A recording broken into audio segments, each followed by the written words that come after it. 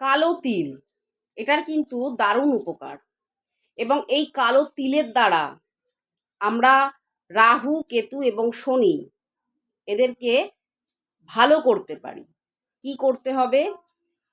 অবশ্যই তোমাদেরকে এটা সোমবার সোমবার করে করতে হবে। কোনো শিবালয়ে গিয়ে বা শিব মন্দিরে গিয়ে তুমি করতে পারো, অথবা তোমার নিজের বাড়ির শিবলিঙ্গের ওপরেও তুমি করতে পারো।